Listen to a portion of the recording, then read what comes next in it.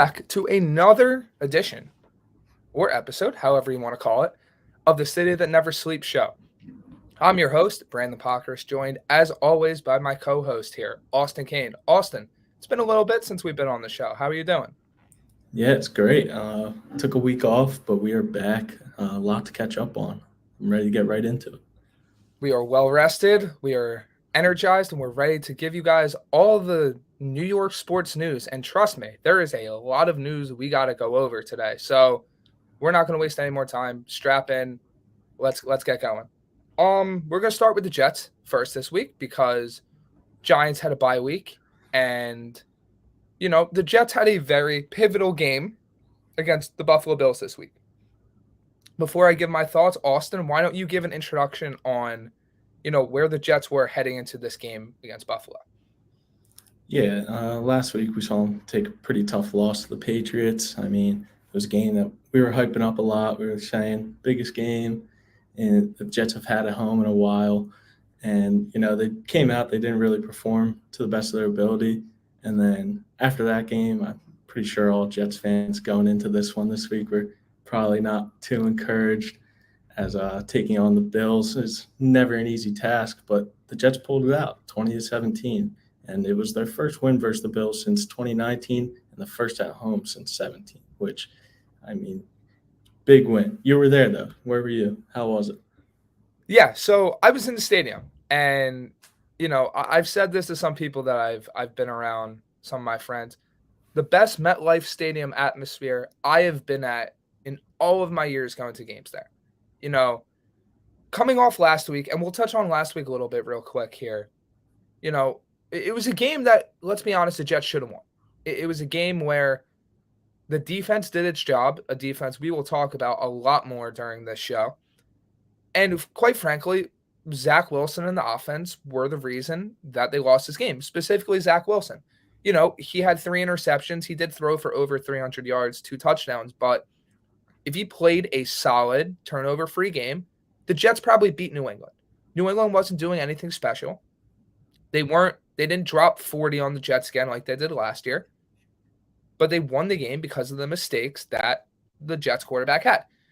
And, my thought process going into this week with the Bills game was, can Zach Wilson play a turnover-free game? And can the Jets defense do enough to slow down Josh Allen and the Bills? Because the Bills are one of the best teams in the entire AFC, probably the best team in the AFC, and one of the best in the NFL. You weren't going to shut them out. You weren't going to keep them off the scoreboard. But if you could slow them down and your offense could do enough to take leads, you were going to have a shot in this game. And that's exactly what happened. Just focusing on offense here, Zach Wilson had a turnover-free game. He did. He threw for under 200 yards again, which is fine. But he threw for 154. But he was decisive. He was going through his reads. He ran, which that is something that has been crucially in terms of why he hasn't been as good. There's been running lanes and he just hasn't taken them. He took them this game. Alas, you see what happened. And he didn't make that back-breaking decision that caused a turnover. And when you have quarterback play like that, especially with the type of defense that the Jets have now, they're going to be in every game and they're going to have a shot to win every game. That's where this question of the day comes in, where you guys can see on the screen right now. The Jets will win 10 games.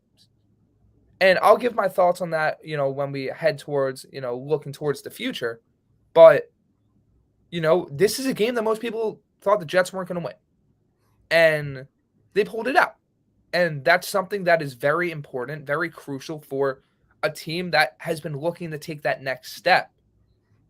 And a game like that on Sunday just showed, how far ahead of schedule they actually are. Yeah, I mean, going into this year, we were expecting maybe like 6 wins out of this team, and they're here already. We were asking ourselves, will they get to 6 wins? I mean, they made it, especially with just a big win like that against the Bills. The defense just really showed up when they had to.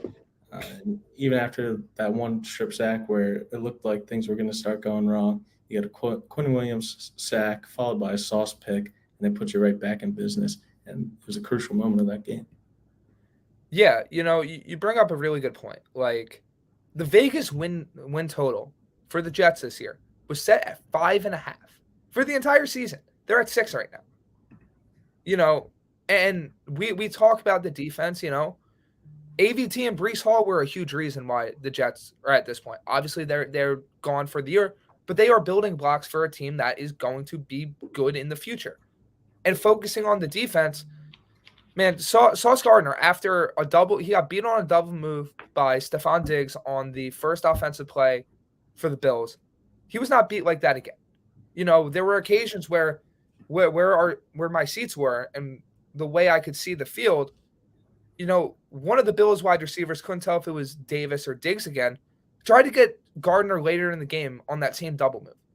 He didn't bite, and as a result, Josh Allen, who was immediately looking his way, had to scramble, had to get the ball out right away because the Jets learned from those mistakes. Gardner learned from that mistake early in the game.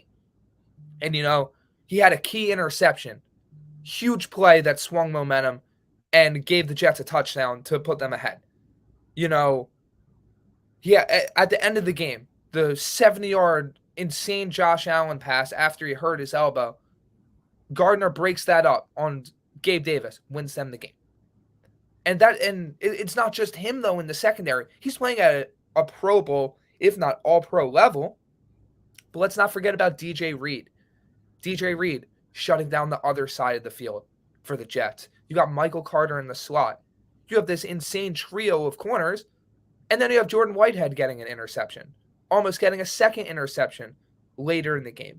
This is a secondary that, even if we flip back to last year, Josh Allen absolutely blowtorched this Jets secondary last year. It was like, it was easy for him. This year, the Jets were the first team to hold the Bills to 0 touchdown passes. The first team this year to hold them to either first or second team to hold Josh Allen under 200 yards passing. And, they picked them off twice.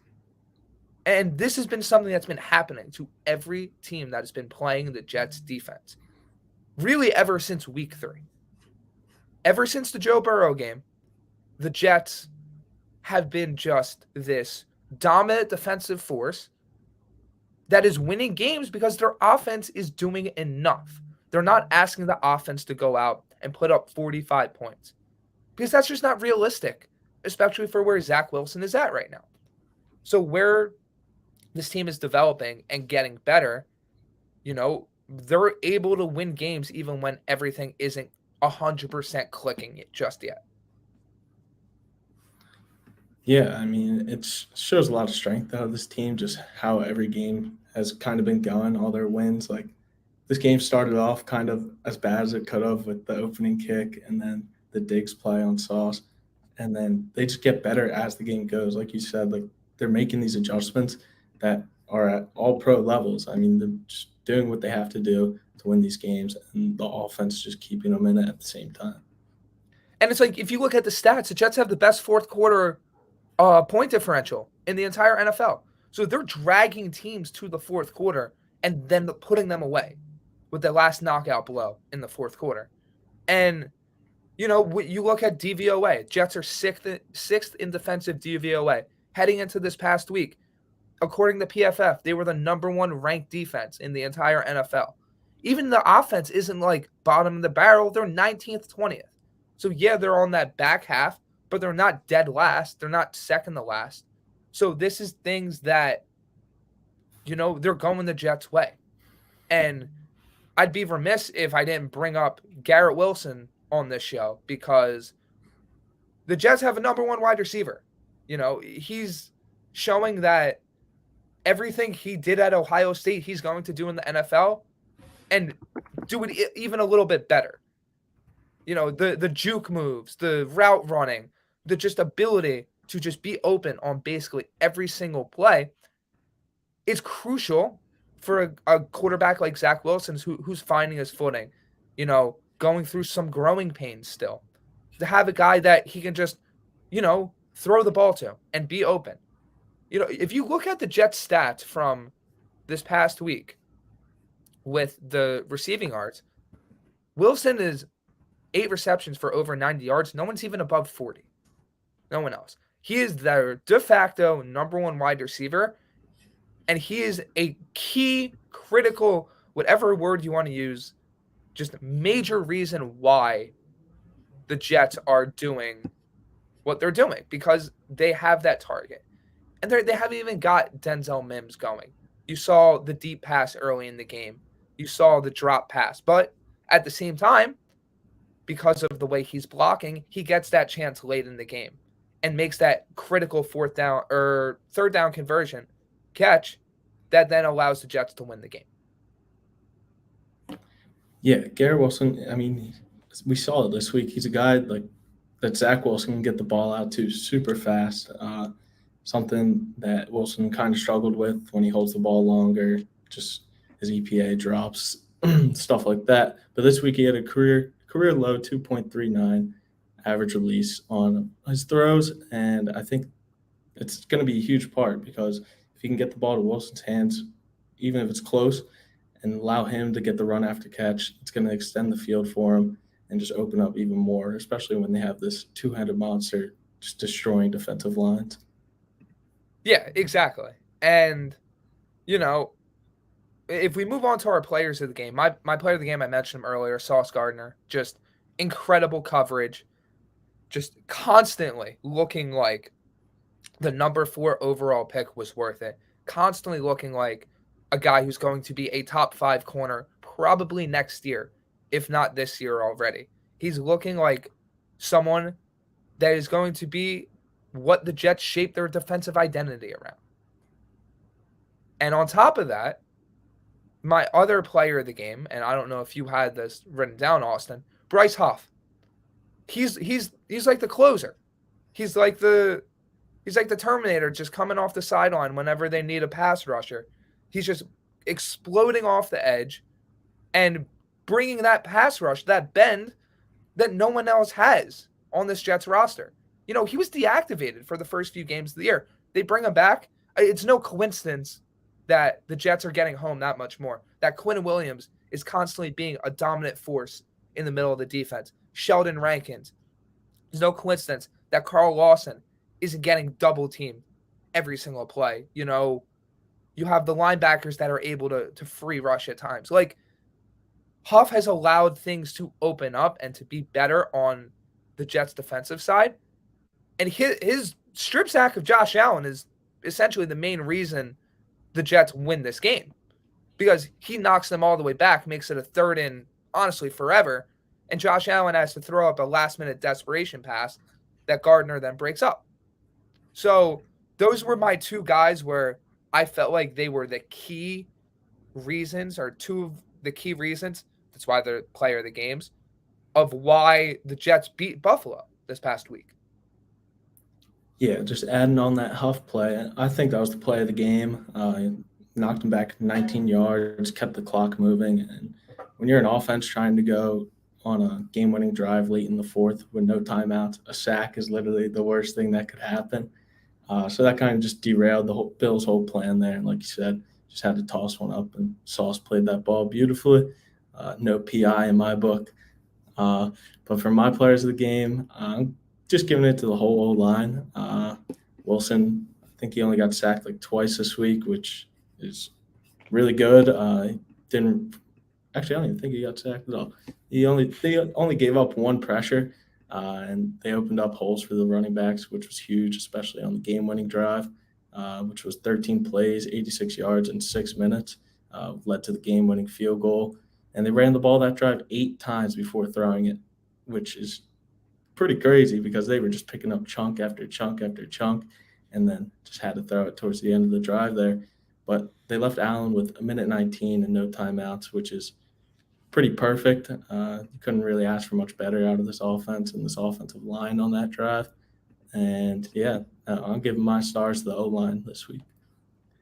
Yeah, I mean, look, if you really boil it down, it was a true team effort on the Jets' part to get this win against Buffalo. And honestly, it comes at the perfect time because the Jets head into their bye week this week. And for a team that's been playing as well as they have, you wouldn't realize that they've been missing Max Mitchell and George Fant. They're two of their projected starters at tackles this past year. They are missing Corey Davis. Sheldon Rankins has a bit more time to heal after dislocating his elbow. All the other nicks and bruises that these guys are dealing with, they now have time to recuperate and get back to full strength. And now this is where we're going to bring in question of the day, which if you guys have your answers, you guys have your opinions, leave that below. As you can see on the screen right now, question of the day. The Jets will win 10 games. Agree or disagree? The major test where it comes down to if the Jets are going to win 10 really starts with the New England Patriots game in week 11, because Jets obviously, like I said, have bye week 10. This is a game that I truly think the Jets win. And I understand, going to Foxborough, going to, these different places, it's tough to play on the road. But for all those people that think Foxborough is just this unwinnable place that no one can go in and beat the Patriots, the Jets went into Lambeau. The Jets went into Denver. They went into Cleveland. They got wins in all these places. This is not a team that is afraid to go play on the road. They have won multiple games on the road. And I think that if they get this game, 10 wins is essentially a lock, or as close to a lock as you can be. Splitting the Patriots series is so important because, if we look at the upcoming schedule, Chicago, that's probably a win in my eyes. Minnesota, then you have Buffalo, Detroit, Jacksonville, Seattle, and then Miami to end your season. At the end of the day, the Jets need to go 4-4 to get to 10 wins. Hearing those team names, if you beat the Patriots, you're at 7 already. Then if you beat Chicago, you're at 8. That means the rest of the season, you only have to win 2 games out of Minnesota, Buffalo, Detroit, Jacksonville, Seattle, and Miami. You're going to be favored in at least 2 of those games. And this is where it comes back to, the type of defense the Jets have. Wilson not being the reason that they lose games. If they can do that, they're easily going to get the 10 wins. And like Brendan says in the comments right here, Jets 11-6, that's a possibility too. Which, I'll be honest with you, if someone came to me and said, hey, the Jets have a possibility to be 11-6 this year, I probably would have looked at you like you were on crazy pills. And that's not saying the Jets are just always destined to be this terrible team. I thought they were another year away from this. But things have gone so ahead of schedule that this is a very distinct and real possibility. So, in terms of the question of the day, Jets are going to win 10 games. I agree with this wholeheartedly. I agree with this 100%. And I think they could even get to 11. So, Austin, where are you sitting with this? Yeah, I have them at 10 wins. So just starting with this upcoming Patriots game in 2 weeks. They haven't won there since 2011. I found that out today, and I was pretty shocked. But no, this is just as important as we thought it was a few weeks ago. I think the Jets need to go in there and win this game just to prove that they're winners coming off the bye. A lot of time to prepare and look at last game, fix the mistakes. And like we were talking about from last week, those turnovers, I think Wilson's going to make the right adjustments. He'll see how they were playing them. I mean, obviously Bill Belichick's not going to throw the same thing out there at him, but he'll be able to make some minor adjustments. And then after that, you got the Bears. There's a bunch of storylines in these Jets games coming up. I mean, you got Fields Wilson, Kirk Cousins, then just another Bills game. Jets Lions, always a good story. Then Lawrence Wilson, Geno. You play Geno again.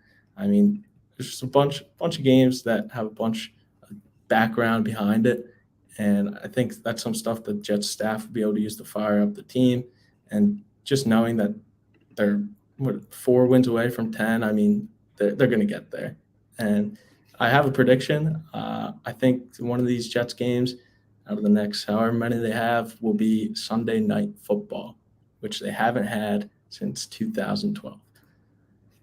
Thomas in the chat says, I absolutely agree to the poll. He also says, what's up, guys? What's up, Thomas? And Austin, to your point, this kind of ties into something I wanted to talk about a little bit. To the Sunday Night Football thing, I think it's a lock they get at least one game. It's going to be a matter of what storyline do they decide. I personally thought it was going to be this week. Not this week, but the next week, the Jets Patriots game. But, tying back into some of the more around the NFL stuff, Josh Allen did hurt his elbow in this game. And the news on that has kind of been, I guess I want to say, under the radar, so to say. But Yeah, there's been whispers that it could be a UCL injury. And this is, when I say whispers, these are people that cover the Bills, people that cover the NFL. And no one truly knows the severity of this. If we look back through Josh Allen's career, he did miss games with a similar injury back in 2018. He missed 4 games. If Josh Allen is out for 4 games, that completely flips the AFC East on its head. Because that not only means that the Jets have a shot at the playoffs, but then they have an extremely good shot at winning the AFC East title. And to your point, what I think happens, and I think this might be the case anyway, I think that Sunday Night Football game could be Week 18.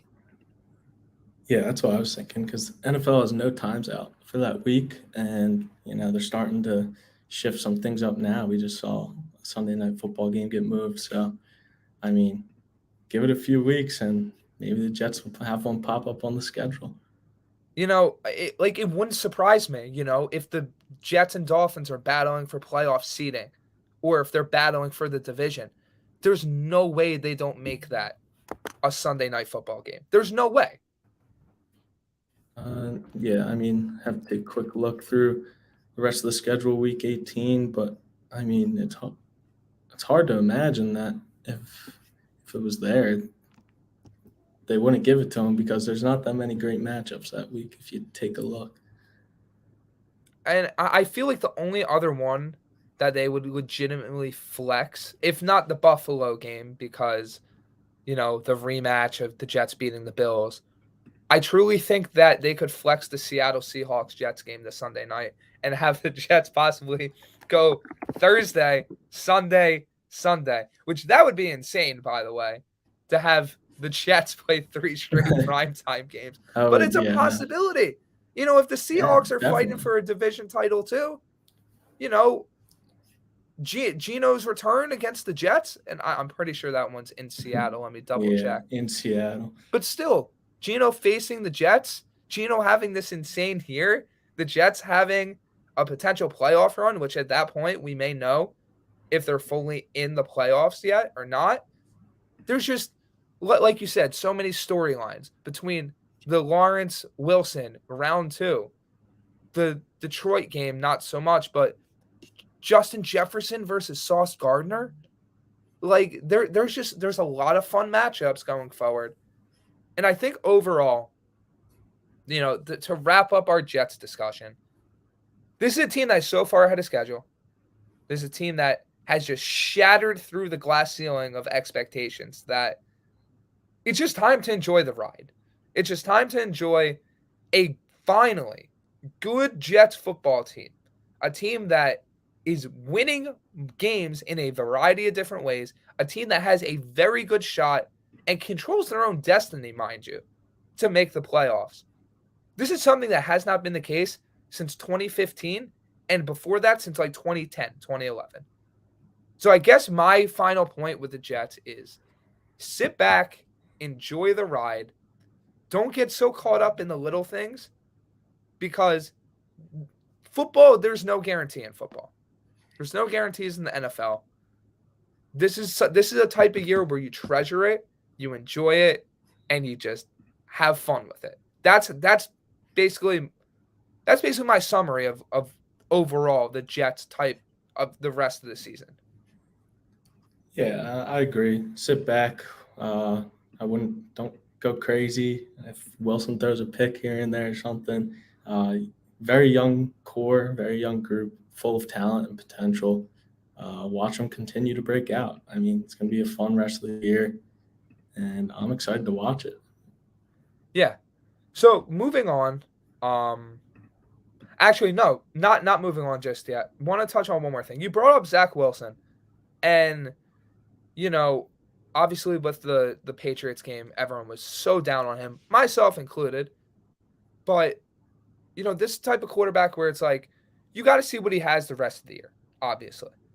And there's been obviously people that have come out and said this Jets team could be a quarterback away from truly being like a Super Bowl contender, not just a playoff contender. So my viewpoint on it has always been, give him this year, see what the full body of work looks like, and make your decision after that.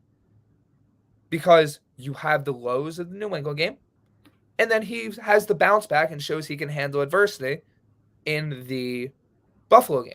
Obviously, you want to see him do more. You want to see him open it up a little bit more. But there have been good signs. There have been bad signs. I guess my last question to you about the Jets, and I said we were done covering it. I just wanted to bring up this last question. What is your full opinion on Zach Wilson for the rest of the year and then going forward? Yeah, I mean, he's got to do almost kind of what he did this week. Lower the turnovers as much as possible the rest of the season because it's only going to help your team win more games. And the key for him is just getting a rhythm every game. He's 5-0 when he completes more than 60.5% of his passes. I mean, we saw it this week. They allowed him to throw the ball, little quick passes, let guys get moving. But his first throw of the week this week was a cannon, and I loved it. I think they should do that some more if they have the opportunities, but obviously you don't want to waste possessions and stuff like that. But, yeah, watch him continue to grow, Jets fans. I think we'll be all right. If it all goes terrible out of nowhere, then you'll get to the offseason and figure it out then. But for now, allow him to be him and continue to develop in this offense. Yeah, that's kind of where I land. I want to see the full body of work. I want to see him throughout the rest of the season. My entire thing has been, if he shows the progress, you roll with him. And if he shows more performances like he did in the Patriots game, it's time to find someone else. So, it's going to be very interesting to see how that ends up. And it ties back into what I said. Enjoy the ride. Don't get so caught up in every little mistake, every little bad thing that happens, because there's no guarantee of what next year and the year after holds. So before we move on to talking about some Giants football, I want to remind you guys that, as I pull this up right here, All Campus is giving 20% off everything in our store, including hats and shirts to all their subscribers. So make sure to get in on that, guys. Don't want to miss out. Also, merch. Creative Window Design Center, serving New York, Pennsylvania, New Jersey, and Florida. They are a fully authorized Hunter Douglas dealer. That is window shades for anyone that is interested. If you are interested, please contact Jeff at 609-226-0391 for a free consultation. Austin, do you want to talk about what you just mentioned? What did I mention? Merch. You said merch. Oh, yeah. No, get your merch, get your window shades. Need it all. Good deals. Free consultation. Come on. Can't ask for much better. Also, rocking a shirt, with the logo on it. If anyone is interested in that, please let us know. We're going to start getting that together. Just want to interact with the audience as much as possible. So, just want to keep giving back and having fun with you guys. It's been a blast so far. Going to keep having a blast. So, yeah, shirt feels fantastic. Logo looks great. So, it's a great shirt, and honestly, you guys should get in on that while you can. Moving on now. Mr. Wing made a good point, and we're gonna circle back to this. But he said Fields is looking like the best pick of that quarterback draft. We are gonna touch on that. Don't worry. I promise we are going to get to that. because that is a very good point, and that ties into one of our segments later in the show. But Austin, the Giants had a bye week this week. They didn't play. They're coming off a loss to the Seattle Seahawks. Why don't you get us started with our preview of their matchup against the Houston Texans this week? Yeah, Giants are welcoming Houston into town. I really have one main point on how they're going to win this game. You're going to feed your horse. Texans have allowed a league high 180.6 rushing yards a game. Saquon, I know we mentioned it before when we were talking. He's going to have to carry this team just down the road as they go on. He's going to be their horse, and if this bye week benefited anyone, it's probably him, because he needs to rest those legs a little bit and get him ready for the second half of the season as the Giants continue to hunt down the NFC East crown. Excuse me. There we go. Yeah, that's the short and long of it. Saquon Barkley, the engine, if you may, of the Giants offense, is going to be the reason that they win this game. And if he doesn't get going, which that'll be something, that will be the reason they lose this game. Obviously, Daniel Jones, he's someone that doesn't exactly have the weapons at the moment to really push the ball downfield, to really take over that type of game. But even with that, the Texans haven't exactly been that susceptible, because their secondary has been pretty good. We saw last week against the Philadelphia Eagles, not exactly the best team to compare to, but they did struggle at times early on in the game, first half, to really get their offense going because of guys like Steven Nelson and Devin Singletary. Not Devin Singletary. Derek Stingley. Devin Singletary is a running back for the Bills, Brandon. Let's remember that one. No, but their cornerbacks are a strength. The secondary is a strength. Jalen Petrie at safety as well. So this game will be won with Saquon Barkley on the ground. More importantly, though, the Giants are going to have to stop Dameon Pierce on the ground. And that's been a very big weakness for their football team this season. You look at some of the stats, Kenneth Walker gashed them in their last game. The other teams that they faced have gashed them. If you look at Dallas, if you look at, Baltimore, these are teams that have had lots of success on the ground against Giants. So it comes down to, can they stop the rushing attack? Can they make Davis Mills be the one that beats them? Because if they can do that, I think the Giants improve their record to 7-2. And then they have a matchup with Detroit, and I think that gets them to that 8-win mark.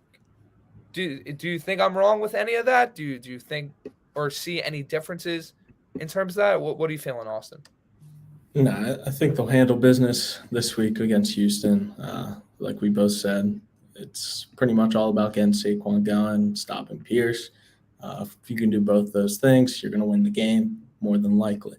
After that, Detroit, once again, playing at home. Another game you should handle your business, and then you get into your division games where 5 out of your last 9 are against the division, and you got a huge chance to execute and potentially win the crown of your division. Yeah, and that's the last point we're gonna touch on with the Giants here. This is a team, and we've talked about it. They are for real. They are a good football team. But what it comes down to is, are they a division-winning good football team, or are they a wild card good football team?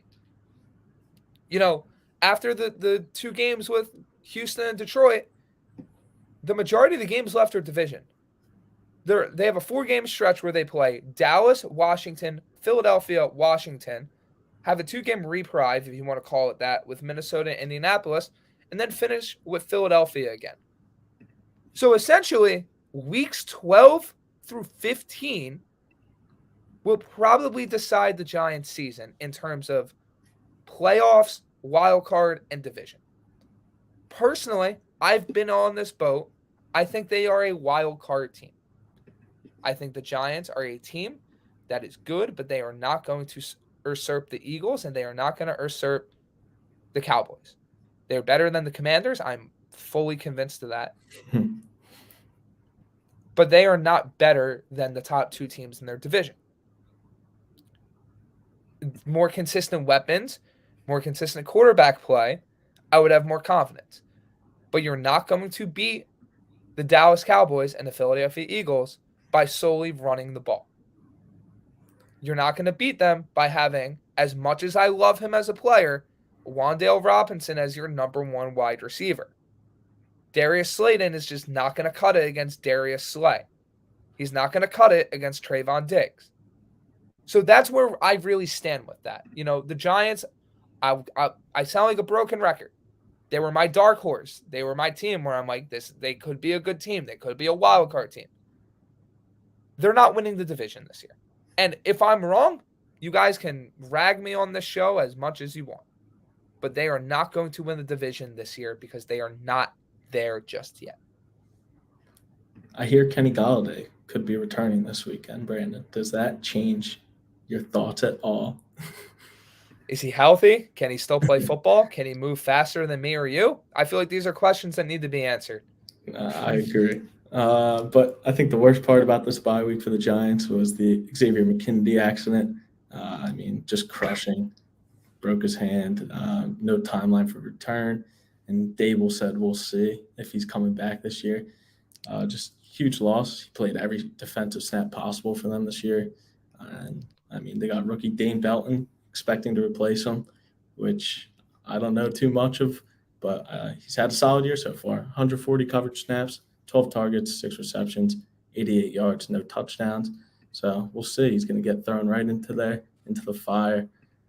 Replacing a guy who's played every single defensive snap will not be easy, but they're going to see what they got, that's for sure, out of their 4th-round pick. Exactly. And, it'll be an interesting game. It's always fun watching the Giants play, so it'll be interesting to see how they handle it. Before we move on, I want to get to some questions. Brian Daly says, what's up? And he said, it's hard to disagree with the poll after a huge upset win over the Bills. Exactly. The Bills came in the MetLife plus 11 was the line for the Jets. The Jets were over 10-point underdogs in their own building, and they won the game. They proved that they belong, if they haven't already, which I personally think they have, and show that they are going to be a tough out for any team. So yeah, like you're agreeing with, I think that the 10-win mark is extremely realistic. Then we got Cameron. He said, hey guys, don't want to waste your time. Are you guys answering fantasy questions on here? Yes, we will get to them at a very, very soon point of the show. So please throw those in there if you guys want us to answer them. And we will give our best fantasy pundit advice. Right, Austin? Yeah, best of our abilities. Exactly. So moving on, do you want to jump to around the NFL or do you want to do fantasy first? Let's get in the NFL. We got some bigger news there, so all right. Start that off. So Austin, I was thinking because this first part of the news just really just it sparks something. Do you think that you'd be able to coach an NFL team if you essentially got pulled off the street by an NFL owner and was told, hey, you're the new interim coach? Are you good with that? You want to go coach an NFL team? I play enough Madden where I could throw together some plays, but that's about it.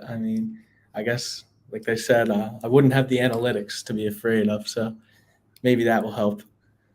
I personally have a bit of coaching experience myself, coaching a powder puff team to a championship. So, I feel like I would be, a little bit sad. But for anyone that doesn't, know what's going on here, the Colts are just, and I'm happy that it's not my team, It's not the Jets or a team I care about. That is this absolute, and I'll put it in the kindest way I can on this show, dumpster fire. An absolute dumpster fire. Okay. The Colts fired Frank Reich as their head coach. That was to be expected. The Colts have underachieved massively. Their team has been falling apart, and they're a team that was expected to compete for a division title, and quite frankly are nowhere near that. The worst part and the crazy part is that the Colts then proceeded to hire former center, borderline Hall of Famer, if not Hall of Famer already, Jeff Saturday as their interim head coach. He had been a consultant and coached high school football in Georgia and had like a 30-26 record. What in the world is happening? And by the way, we're not going to give like direct quotes on here, but if you saw the interview or the press conference that Jim Irsay had, I was honestly flabbergasted. There was a tweet that I put out there yesterday, if I can pull it up real quick, where I saw one of these tweets from the press conference, and I just had the Always Sunny in Philadelphia meme with the guy rubbing his head, because that was just the reaction. I was just shocked. I'm still shocked because what are we doing? Is this a reality TV show? Like, are we just hiring people off the street? Hey, do you think you can run an NFL team for a year? Step right up to the Indianapolis. Like, come on, what is happening here? I mean, I'm gonna call it how I see it. It's a big fan move. Like, they're just saving their fan base as much as possible. I mean, everyone must love this dude. I mean, I don't know why they wouldn't, but I mean, this just makes no sense. He nearly had a losing record in high school ball, and then just out of nowhere, he's the coach. And I mean, I guess at this point, you're just like whatever on the season. You're punting it away for the most part, but it's just crazy. Oh, this is a blatant tank effort. Blatant. Yeah, for sure. Like this is we're getting as close to the NFL version of the Sam Hinkie Sixers as we could possibly get right now. Like this is. Did you see who they named as the play caller? The offensive coordinator, yeah, or whatever. Yeah. Wasn't some random kid. It's some 30-year-old, which in coaching is like a baby. This is the same coach where I don't know if you remember this story. This is the coach that had his house shot up by people. Do not remember that. Yeah, it's just like I don't know. I wish I had a good answer for everything that's going on. But they have Jeff Saturday, who has barely coached and was currently working for ESPN at the time as the interim head coach. I have no idea if this play caller has called any plays. Sam Ehlinger is the quarterback of this team, who has looked absolutely horrendous. You have Matt Ryan just sitting there with a bunch of dead money, essentially. Jonathan Taylor is hurt. The entire offensive line has regressed, especially Quinn and Nelson. The receiver, most of their money is. Crazy. Like this could have made up NFL observation 1, 2, 3, 4, 5, all the way through like 20. Like this is, and you want to know what's funny? The entire reason you can trace this all back is because Andrew Luck retired, and it's just proving that Andrew Luck made the right decision, because this organization right now has no idea what it's doing. Yeah, definitely a fan move, and definitely trying to get a top somewhere close to the top pick as they can to hopefully end the Andrew Luck curse. But we'll see how it goes. And the last thing I'll say on that, it'll just be hilarious if they do this. They tank. They don't get high enough, and then they don't take a quarterback. Yeah, and they end up with like Will Anderson or something, Yeah. just like, and then stuck with Matt Ryan still or Ellinger. Yeah, but that's our introduction to around the NFL because I couldn't talk about the NFL without just making a whole mockery of the Indianapolis Colts right now because it just that's what I had to do. I had to do that. What game do you want to start um, with, Austin? Because we got some good choices here in this slate of games this week. I'm gonna have to go with Green Bay. 5 straight losses. I mean, I think it was the first time since '08. It's just unraveling like nobody would have imagined, and I don't see a surefire win on the schedule. Maybe until December, if you even want to count the Bears as a surefire win. I mean, have we seen a team just nosedive quicker than the Green Bay Packers? And also, have we seen a team prove the importance of a number one wide receiver more than the Green Bay Packers? I No, mean, like they goodness still won't gracious. get one. Yeah, they They still don't, won't they get don't. one. They don't even try. They don't even try. Like, three out of or two out of uh Rodgers' top three receivers this week. I don't even know if I really ever heard of them. Samori Toure and Josiah DeGuara. I've heard of DeGuara definitely more than Toure, but still, that's who he's throwing the ball after having Devontae Adams last year. Aaron Rodgers, and to put this in perspective, when I say this, he had 3 interceptions against the Lions defense. I don't think the Lions have held any quarterback under 300 yards this year. I mean, we made a joke about this, and I brought up how one of my favorite fantasy shows, the fantasy football, uh, the Ringer fantasy football show, they called the Lions defense the Mario Kart Rainbow Strip because every single team that played them would like throw for like 350 yards and 3 touchdowns. Aaron Rodgers had 3 picks against the Lions. It's Yeah, incredible how bad they've been. If we pull up the schedule and this is a team that had Super Bowl aspirations, they might not even make the playoffs. They have lost consecutive games to the Giants, the Jets, who are both good. I'll give it that. The Commanders, the Bills, and the Lions. There has not been a year in recent memory where the Green Bay Packers should ever be losing to the Washington Commanders or the Detroit Lions. And like you said, coming up, they have a consecutive streak of Cowboys, Titans, Eagles. The first game I can even see them winning is the Bears game. That's in Chicago. That's uncertain. And then they probably beat the Rams. So it's like, could Green Bay have a top 10 draft pick? Could Green Bay be in position to draft a guy like CJ? Like, okay. To just narratives. Narratives are always fun, right? What yeah. happens if the Packers end up with a top 5 draft pick and are able to pick like CJ Stroud or Bryce Young? Let's say he somehow falls outside the top 3. What happens? Well, we were. I almost got to it earlier when we were talking about a certain team. If Zach Wilson were to just fall apart, would you want Aaron Rodgers as the quarterback of the New York Jets next season? I personally would rather trade for Lamar Jackson. I know that's not realistic, but if we're throwing the gauntlet like Aaron Rodgers to the Jets, I no. Look, I love Aaron Rodgers, but the amount of It's assets you have showing. to It's showing. and it's not even like he's been that bad because he really hasn't been all that bad. But you have to give up an insane amount of assets for a guy that's almost going to be 40.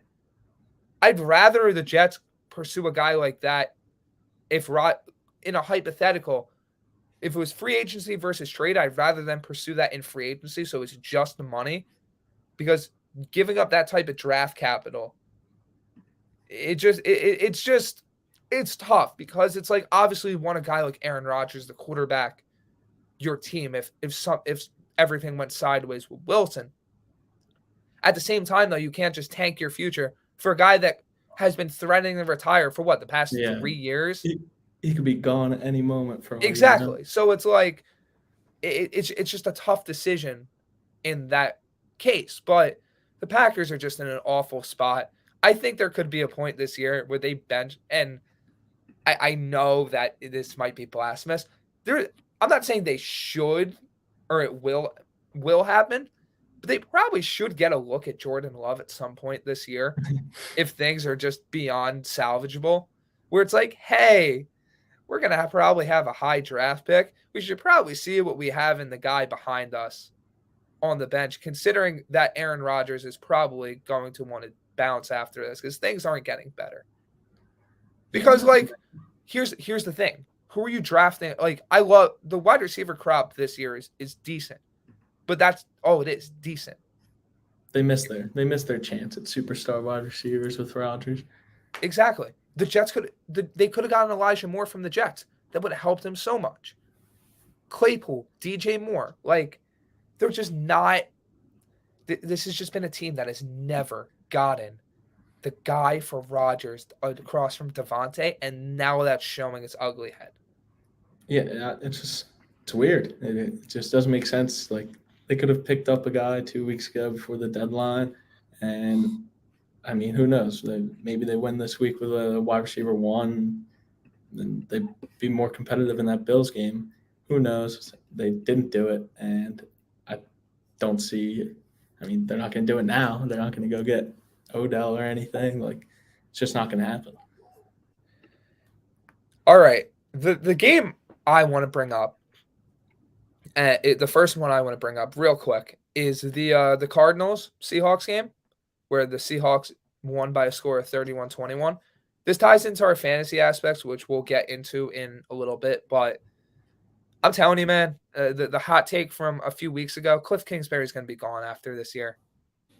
Maybe not midseason, like I said, so technically it wouldn't be right, but there's no way they keep him. The Seahawks defense hasn't exactly been great either, right?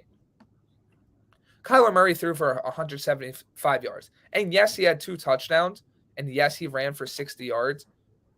But when Hopkins is only having 36 yards receiving, when Rondale Moore, as much as I love him, is leading your team in receiving, there's a problem there.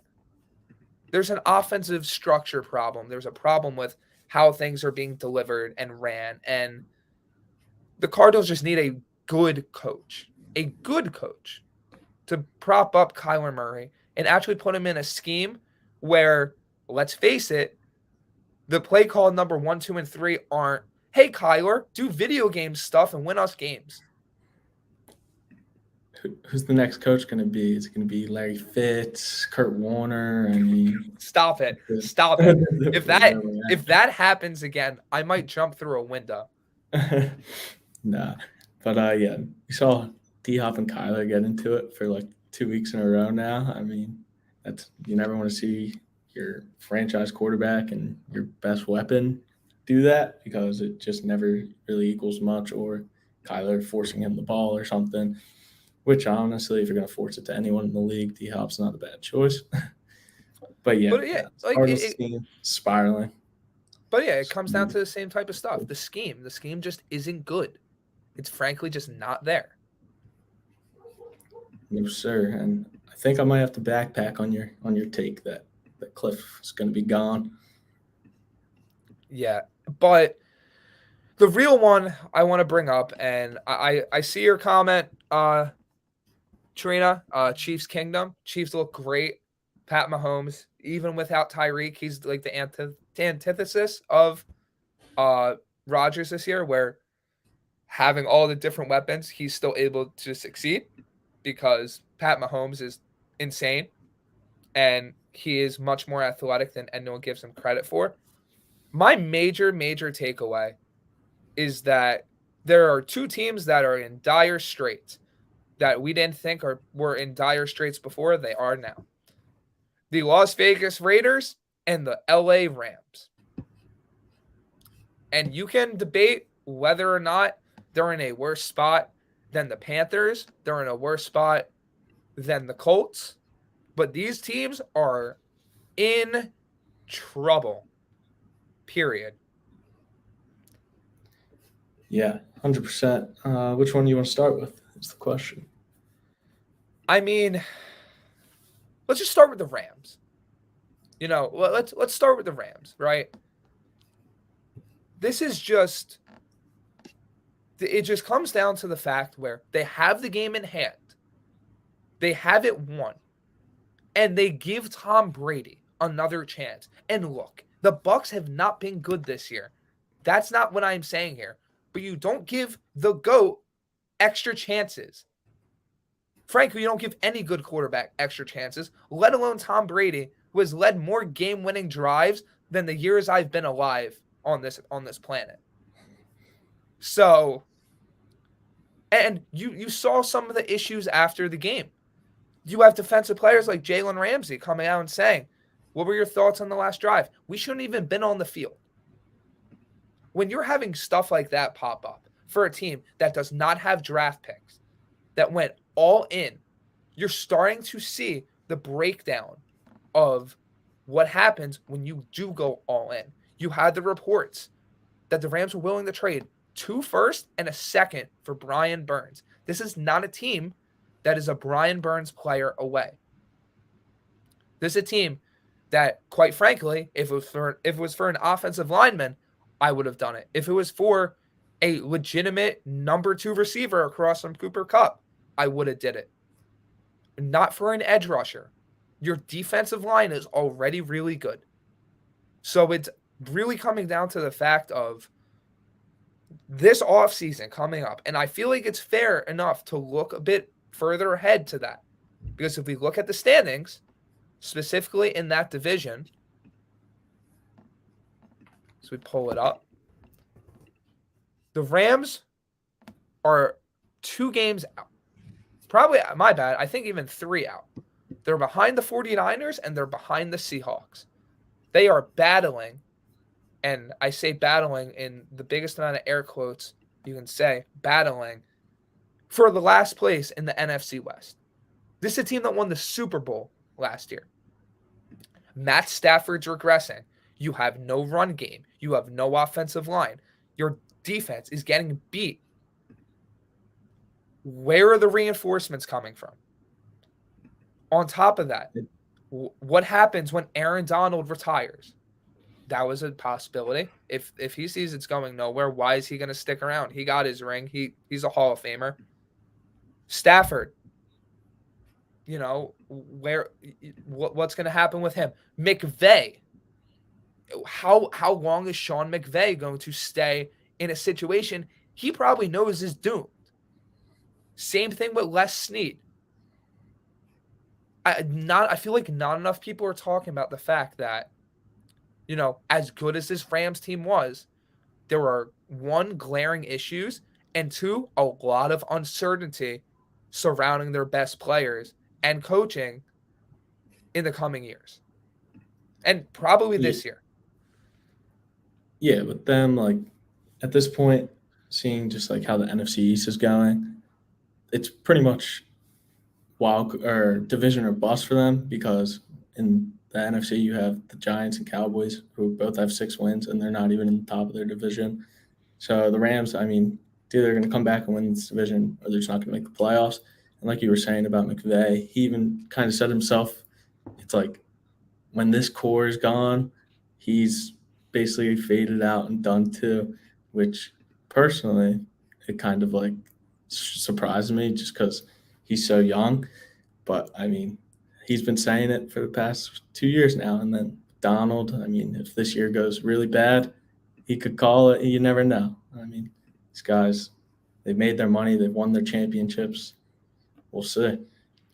McVay's also the type of coach that could come back whenever he wants. That's how young he is. He could pull a Sean Payton, leave, quote-unquote, retire, step into a situation he feels like is ideal for him. He's not beholden to anything in LA. He won his ring. He did his job. Now, he could have went out on top and still had this idea of, super genius, whatnot. But, you can't put all the blame on him. You can't put all the blame on anyone. It's a collective effort, if you want to call it that, for why they've been this bad. 100%. kind of lacking all over. We'll see what they got the rest of the year. And the final thing we'll touch on in terms of NFL recap, man, this might sound blasphemous in a sense. Is Josh McDaniels a one and done? Is he a one and done? Because the way the Raiders have been playing, I don't think he is, but I think he should be. Yeah, definitely underachieving by plenty. I mean, kind of seems like with them when one part of their offense is going, the other is just not really there, and then their defense has just been really bad this year. It's kind of all just folding in, especially when they expected themselves to be higher up in the standings, making big moves like going to get Devontae, which, I mean, it's proven well. He's still high caliber wide receiver. Him and Cars have a decent, pretty good connection, but it's just not all coming together like they hoped. There was a stat I saw by NFL and CBS on Twitter. The Raiders this season have blown 3, not 1, not 2, but 3 17-point leads this season alone. The entire NFL has blown 2. If that doesn't tell you that something is inherently and dangerously wrong for a team that was expected to be a playoff contender, I don't know what does. Derek Carr lit up the Jaguars first half. Devontae Adams lit up the Jaguars first half. Why do you go away from that? Why do you change everything? How do you let a Trevor Lawrence-led team that Trevor Lawrence has been struggling as a quarterback? How do you let Travis Etienne, beat you? It's just like I don't get it. It's just like it's the type of ineptitude and Adam Gase and stuff. Pardon my stutter there. That just aggravates you as a football fan. It's like what are you doing? Like, it's really not that hard to stick with what's working. I think this idea is called the fallacy of good coaching. It's like you always expect coaches to do what's best and always stick with the things that are the best for their team. And quite frankly, that just doesn't happen all the time. And we're seeing that with the Raiders time and time again. You know, we pull up some of their games, right? They blew the lead against the Jaguars. They got shut out by the Saints. You know, they beat the Texans, but they blew the lead against the Chiefs. They almost blew the game against the Broncos. Like, this is a team that has not shown an aptitude for just putting games away and winning. And it's disgraceful because Derek Carr should be playing better. Devontae Adams should be getting more work. Like, this is not a team that should be, you know, at the bottom of the barrel. And they just cut Jonathan Abram, who hasn't been good, but is that a cut you make in the middle of the season? It's very interesting to see what's going on.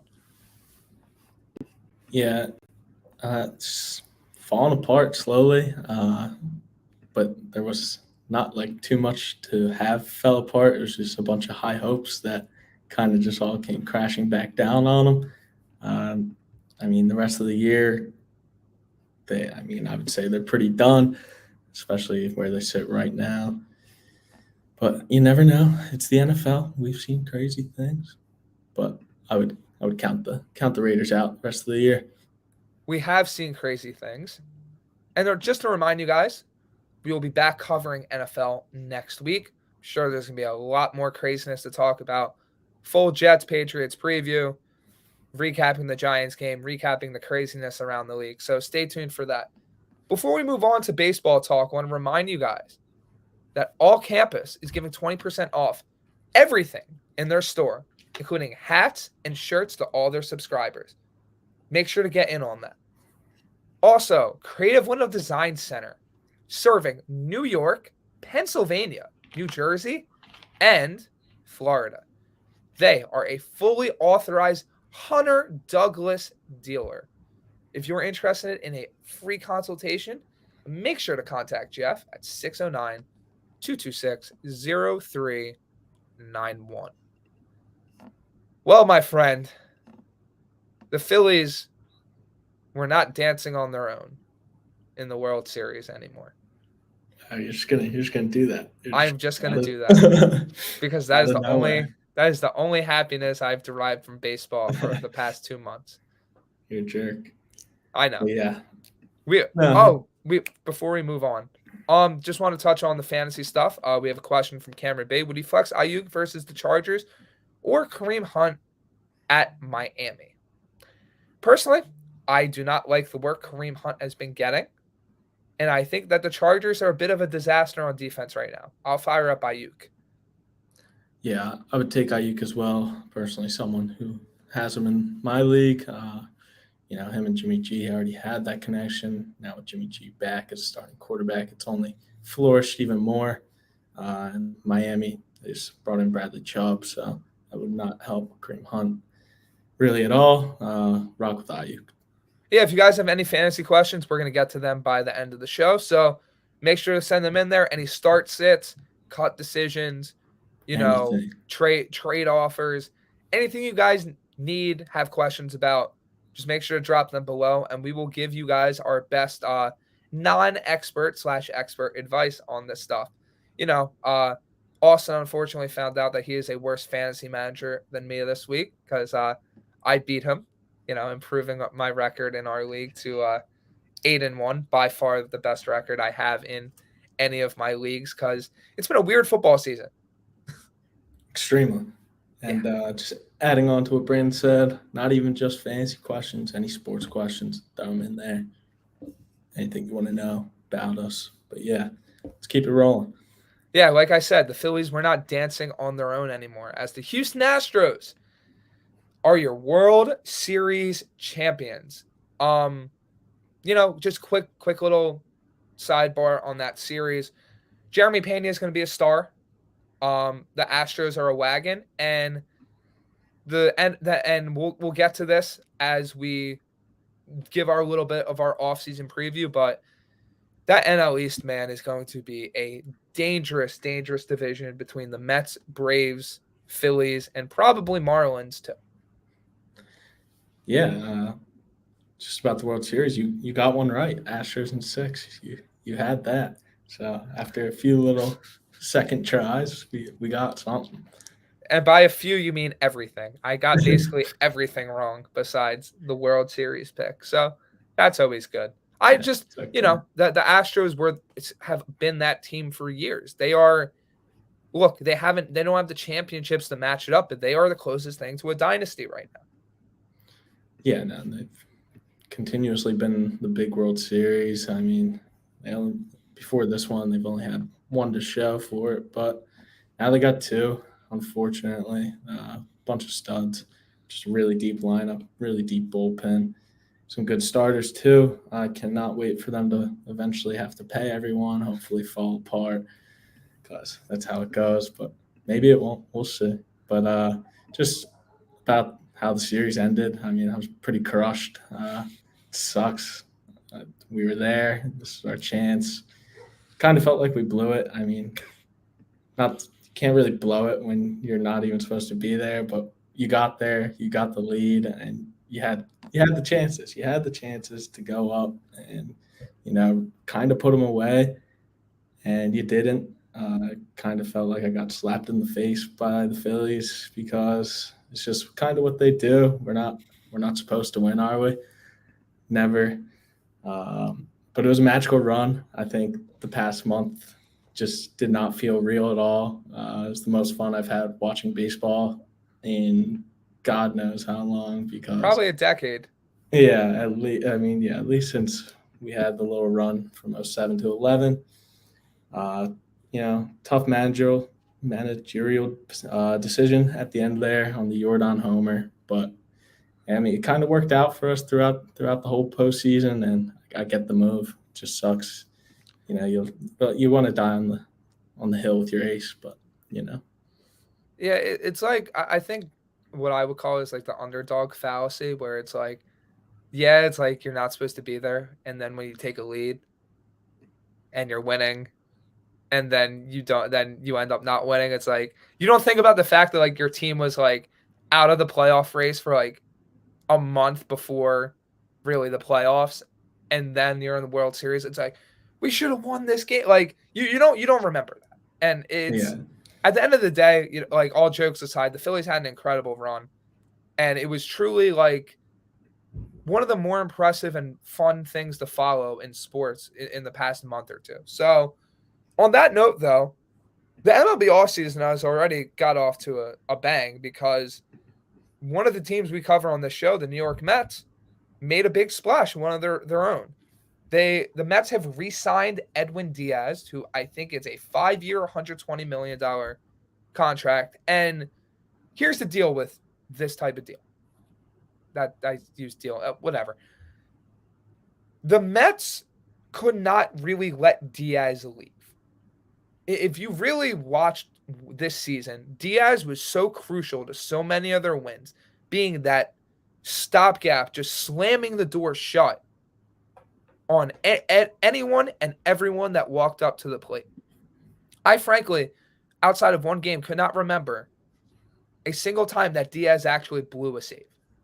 He was dominant, he was electric, and he really brought stability to the back end of the Mets bullpen for the first time that I personally can remember in at least 5-6 years. At the same time, though, relievers are volatile. Relievers are probably the most volatile position in all of baseball. We've seen it time after time. A closer is dominant, getting everyone out one year, and the next year he can't get anyone out. It's terrible. Yeah. It really comes down to, look, did the Mets probably overpay a little bit? Sure. Did the Mets make the right decision signing Diaz? Absolutely. Because he is probably your key free agent outside of Brandon Nimmo. And the fact that you already have one done and have that money attached to it shows two things, which I know you want to touch on, Austin. But I think the first one is the Mets are going to be competitive in every free agent. And two, Steve Cohen is not afraid to go over that luxury tax again. Yeah, I mean, Diaz, great move. Biggest reliever deal, MLB history, which, I mean, I guess you could say is pretty risky because relievers at times can be very inconsistent and you sometimes just don't really know what you're going to get. And it kind of lasts for the whole year. Whatever you get, you're getting pretty much the whole way through. And it's a good move. He only blew 3 saves this year, all with only 1-run leads. And yeah, we were saying before the show that it screams that Cohen just doesn't care about the money. If you're going to sign a reliever to a deal that size, what are you going to do for a starting pitcher, a big hitter? You know what I mean? Yeah, having someone that can just close out games like that out of your bullpen, it's huge because especially in the tight 1-run games, you need a guy who can come in, just shut it down, and without any problems, like you're bringing in your guy, and we're getting this win, and that's what they did. Yeah, and to fully jump into this Mets and Yankees offseason preview, to start with the Mets here, just circling some of the guys that are free agents for them. The biggest one for me left is Brandon Nimmo. And I feel like, for me, the reason Nimmo is so important is because of like the energy he brings to the team and more specifically the clubhouse and the fact that he's gotten better every single year. Center field is a very important position. And yes, Nimmo has had his issues staying on the field at times, but when he's been on the field, he has been an incredible player for the Mets. He has embodied the Mets organization. And I feel like he is going to be their priority, moving forward. On the back half of the pitching depth, I could see them re-signing, and I hope they re-sign one of Chris Bassett or Taijuan Walker. Obviously, you still have Scherzer. You still have Carrasco. You still have David Peterson. And then in the bullpen, I would be okay with signing Trevor May to a similar deal. I'm okay if he walks. Target a guy, I think, like there was a specific lefty reliever that was just made available. I'm blanking on his name at the moment, but that is someone where I feel like any lefty reliever in general is a must for this team. adding a guy on top of Joely Rodriguez. I think just adding reliever depth in general and starting pitching depth in general. And that unfortunately brings me to, the topic of conversation, so to say, before we get into any external stuff. And Austin, you can give your thoughts after I, go on my soapbox a little bit about this last point. Jacob deGrom is someone where, like, look, I do want him back on the Mets. I do. I love deGrom and what he means for this team. If he's asking for $50+ million, I'm letting him walk. And I know that, oh, that's blasphemous. He's the best pitcher in baseball. I get that. But would you rather have deGrom on that contract and probably lose Nimmo and the rest of your starting pitching, or do you sign Nimmo and maybe, I don't know, get a Trey Turner? Maybe even go after an Aaron Judge with the money you would have for deGrom. Maybe add 3 pitchers for the price of 1. I know it's not a 1-for-1 type thing, but at the end of the day, he's been hurt a lot. He has shown signs of faltering. He is still an incredible pitcher, but the Mets are going to have to ask themselves, do they want to invest all this money into a guy that has been hurt a lot? And you've seen reports about this already. Mets are uncertain about deGrom coming back. There's teams like the Rangers, the Braves, which that's a completely different story, in the race. And on the flip side, you see guys like Trey Turner already linked to the Mets. You've seen potentially Aaron Judge linked to the Mets in some capacity. Who knows about the other guys? Because we've seen it in the past 2 off seasons. Steve Cohen strikes when no one expects him to. So I guess my biggest point with deGrom, and then we'll go back and forth about some of the Mets offseason stuff. The Mets can't hamper themselves with deGrom. If it reaches a price point where they can't and they won't go past, then don't do it and shift their course. That's really where I stand on that.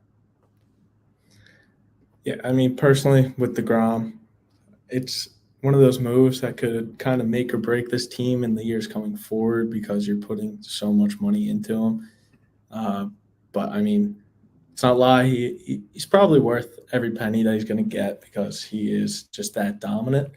But the injuries, like you said, are just a very, very scary factor because you just don't know when these pitchers' arms are going to go. I mean, you have the best trainers, best doctors, but nobody will really be able to tell you an exact end date on his arm. I mean, he still has it, obviously. What they should do, I mean, personally, as an outsider looking in, I'd go grab him because if he does trickle out to Atlanta, then we're both in hell for years and years and years and years and years because they're slowly and surely building something down there that is going to be pretty scary. But if I'm them, I'm going to get him. I mean, if he goes to the Rangers, then who really cares because it doesn't really affect you. You just kind of lose him. But like you said, you can go get 3 guys for that money. And, I mean, I know the free agent class this year isn't like terribly or really huge, but there's a pretty decent amount to pick from if you're looking for a starter or just some arms. Yeah. And personally, I feel like my targets are Nimmo, probably Bassett, and then maybe a guy like Carlos Rodon in that order. If Nimmo somehow trickles out, it reaches that sort of weird impasse, I go after Trey Turner to have that positional flexibility. Just a really good guy in the middle of the lineup as well. Maybe you swing for the fence with Aaron Judge. Maybe you go after that, and that'll tie into our Yankees conversation in one sec. I have no idea what the Judge negotiations are going to look like. I truly don't know where that guy's head's at because there's been, I feel like this is the case with most things right now. You hear rumors about 5 different things, but you really don't know where that guy's actual head is at. And that's the most important thing. You got to remember, these guys are human. They're human beings. They have interests. They have desires. They know where they want to be. They know the money range. It's the battle between the information leaking out on one side, the other side. It's always somewhere in the middle. So it's going to be very interesting, specifically with Judge, to that point of where things end up, and you can even extrapolate that to free agents in general. So I got that. That brings us to the end of really Mets stuff, Mets related stuff. I truly think that, Nimmo is going to be a priority. If not him, then Trey Turner. Maybe you get a guy like J.D. Davis or J.D. Martinez, a guy like Carlos Rodon. Maybe you swing for the fence with Judge. Maybe you bring back Walker and back. Like, there's just a lot of different possibilities that giving a full offseason preview, excuse me, of every little thing the Mets can do, you're not going to hit everything. And like I said, I do think they bring back Nimmo. I do think they bring back one of Bassett or Walker.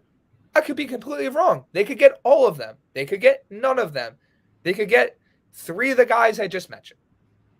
So it's going to be very exciting to see what direction the Mets go in, how they want to build this roster, and how they want to improve off of an 101 win year. DeGrom or Judge? Which one you want? Now, is this same money? Yeah, I mean, they're both going to make pretty much the same. We'll call it Judge for 9 or DeGrom for like 5. You're not. You want? Could you lower that to Judge for 7? Yeah. Okay, I'm Judge, and I know that might be blasphemous to say, but I mean, if you add Aaron Judge to a line, adding Aaron Judge to a lineup with Pete Alonso, Francisco Lindor, Jeff McNeil, Starling Marte, who are you pitching to? Yeah, no. Definitely, I would think Judge is probably the right option there, especially when you have Scherzer there, so you're not going exactly. So you still and you're going, and you are going, and you're going to get starters too. Yeah. It'll all work itself out. Should we hop over to the Yanks? Before we move on, Ted was talking to someone. They made a great point. If Houston's first title counts after they admit to cheating, how is Barry Bonds still not allowed in the Hall of Fame? What do you think? Even regardless of the Houston stuff, which I'm beyond it. I so far in the past, and Houston has been so good every year that it was just a blip on the radar in my eyes at this point. Barry Bonds should just be in the Hall of Fame in general. That's my stance. He's the best. He's the best hitter. He's the best baseball player of all time. That's just where I stand. Yeah, I think Houston's probably still cheating. Not actually. There's a really good lineup, but with Bonds, I saw they were bringing him into I saw something the other day. It's like the Hall of Fame if you don't actually get into the Hall of Fame or something. It's like the modern day. It's like the modern day bout. I don't know. But yeah, so I'm sure I'll get into that. But I'm with you, Ted. If Houston's first title still counts, put Bonds in the Hall. All right, so that brings us to our Yankees conversation. And I'll be honest, I think the Yankees free agency conversation starts and ends with one person right now, because you can't really formulate an offseason plan without knowing what the big 99 is going to do. I frankly feel that if Judge signs, the Yankees approach the offseason one way, and if Judge doesn't sign, they approach the offseason a different way. Definitely, just because it's so much money. One guy, I think they got to go get him. I think you can't let him go sit in free agency for too long, playing with his options and stuff like that. I think they have a decent amount of money tied up in the guys like Donaldson, LeMahieu, Stanton, Cole. Like, they have this core, and Judge is like one of the final pieces of that. So I would want to complete that. I mean, you're already bringing back Boone, Cashman. I think you just run it back, honestly, from at least with Judge. Rizzo, I think he's going to come back, but let's stick with the Judge talk. What do you think happens? What do I think happens? What I want to happen in like a Yankees perspective? Yeah, what do you want to happen as a Yankee? As a Yankees perspective, you need Judge back. Like, I know you brought up, they have Donaldson, LeMahieu. None of those guys were hitting this year, for the most part. Judge, like, not for the most part. Back half of the year, Judge carried that lineup. That's the entire reason why the Yankees made it as far as they did. You obviously have guys. You could say for the whole year, he carried the lineup for sure. Yeah. I mean, you have guys like Bader, and you have guys like Peraza coming up, and you have LeMahieu. Like, I get it. But if you lose Aaron Judge, which I think is a very real possibility, where are you replicating any half of that offensive production? Where are you getting that from? You're going to have to go sign a Carlos Correa. You're going to have to go sign a Trey Turner. Maybe both of them. So it's like, on one hand, if you keep Judge, you add the supplementary pieces that you need. You add Anthony Rizzo back. You may probably make a trade for another outfielder. You make a trade for another middle infielder, or sign a guy like, let's say, for example, a Gene Segura that's a free agent. You go after guys like that to supplement the weaknesses that you have on your roster. Maybe you go after Carlos Rodon to add to your pitching staff, to add that flexibility, that depth, to add that lefty that you randomly got rid of in Jordan Montgomery, which Harrison Bader had an incredible playoff. You're still lacking pitching depth. If Judge leaves, like I said, very realistic possibility here, you're going to have to replicate all that offensive production. Record-breaking offensive production. You're going to have to sign a guy like Trey Turner. You're going to have to go after a guy like Xander Bogaerts, Carlos Correa. You're going to have to maybe even look at a frontline pitcher. Blasphemous as I say, maybe Jacob deGrom. You're going to have to find a different way to make the team as good as it can be if you lose Judge, which I think is a very realistic possibility. The Giants are going to be a threat for him. The Mets are always lurking. The Rangers, the Dodgers, Seattle. The Dodgers could shift Mookie Betts to second base, say, hey, Aaron, just go play right field. Like, these West Coast teams where Judge is from are going to be a threat. The Yankees can't mess around with this negotiation. They can't play around, mess around, do anything of that sort, because if they drag their feet too long and guys like Turner, Correa, Bogaerts all go off the market, you're going to be left holding the empty bag. It's simple as that. Yeah.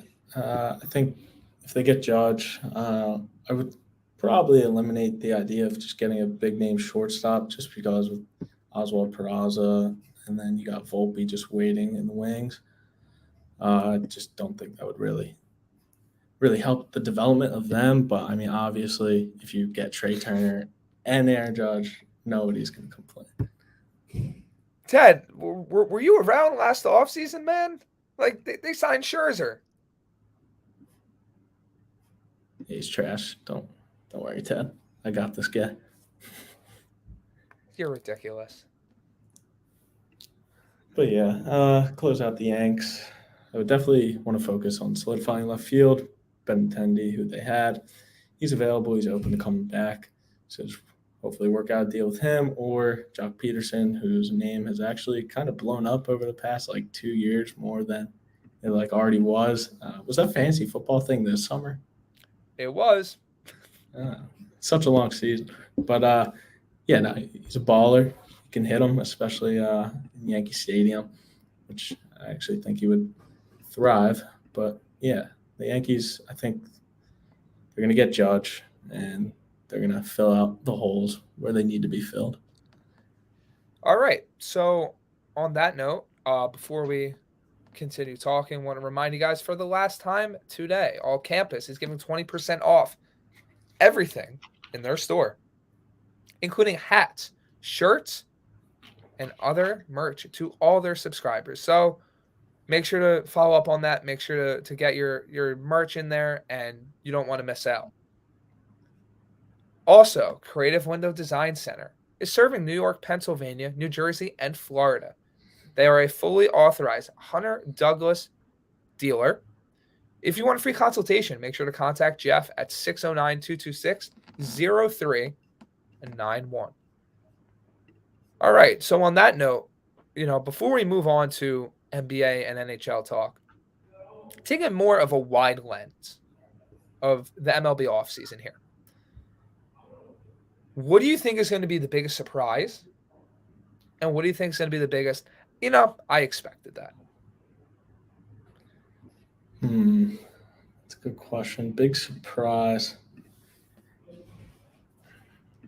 Actually, we'll start with what I expected. I expect the Phils to go get another arm, bring in Rodon. Sorry, but they missed him on the first time around, and they could really use just one more arm as their few top prospects start to develop and enter the league, and they can kind of just close out the back half of that rotation. Just having really solid third, fourth guy, huge. I mean, obviously it'd be third in our rotation, but you know what I mean. And then biggest surprise. Give me your biggest. I saw that coming. Let me do some research real quick. Biggest I saw that coming is the Phillies signed a shortstop. This has been something that I think the past two off seasons has been, I Philly fans are just like, we need a shortstop. We need a and as good as I think Bryson Stott could be, I think the allure of a guy like Correa, Turner, Bogarts, Dansby Swanson, I feel like having the potential to add that type of dude to a lineup that already has a Bryce Harper, a Nick Castellanos, who I think will bounce back next year, Rhys Hoskins, JT Realmuto. I feel like that opportunity is too big to pass up for that organization. And, this is the time to strike. And if they don't this offseason, I frankly don't know when it's going to happen. Yeah, I mean, Stott, natural second base. It just makes sense. Go get one of the 5 guys that are out there who are top of the position and get what you need. Another bat, top of the lineup. And hopefully we'll run it back next year. We'll see. But my biggest surprise will be I'm kind of just going to throw out something random, actually. We are going to give – nope. Oh, got one. This is just going to be an off-season surprise, not a signing. For some reason, I don't even know if it can happen because he's suspended. Tatis. Something happens. He's traded. He can't be – that contract can't be traded. Why not? I guess he hasn't proven enough after signing it. But I mean, do you see how much money is guaranteed? Not off the dome. Let me see. Like, I get it. Like, I'm not saying it's outside of, like, the realm of all possibility, but he's essentially unmovable. Yeah, no. Yeah, you're actually probably right because he probably has to come back and play some games before anyone would actually want him. So disregard that take. We'll give Ted I don't know. Ted asked if we think Rhys Hoskins is going to get traded. I really don't understand the reasoning behind doing that, why they would trade Hoskins, but I've seen crazier things happen. So I'm going to go with no, but never say never. Yeah, Ted, as much as we've all have been screaming for him to be gone because of his fielding and stuff, he's going to be back. He's not going to be batting 2, I can tell you that. He's going to be somewhere lower in the lineup. He's just a super streaky hitter, but when he's at his best, I mean, he really turns it on. I think he's going to be a starting first baseman. I've seen people ridiculously say put Schwarber there. I don't think he would touch Rhys Hoskins at first base because if you've ever seen Kyle Schwarber play, like one game ever at first base, he was not very great at it. Obviously, he'd practice and stuff, but no, Rhys Hoskins be our starting first baseman next year. Just going to be batting like 6th, 7th area. He's like the Phillies version of Michael Conforto. Yeah. So but I think Rhys Hoskins would say yes to like $100 million contract. yeah. I think he's a bit different in that regard. My biggest surprise, it's kind of 2-pronged. So I think I'm going to give two biggest surprises. I think that Dansby Swanson ends up in Philadelphia because I don't think the Braves are going to meet his contract negotiation. I think he fits exactly what Philly wants to do. And I think Jacob deGrom ends up a Texas Ranger with Clayton Kershaw. Oh, yeah, that's two big swings here. And the thing with me giving the Rangers Kershaw, I feel like Kershaw is destined to end up in Texas. I feel like that one's a given. Going to be like a 2-year, whatever, probably like a 2-year, $30 million deal with an option in year 2. Let Kershaw end his career in Texas.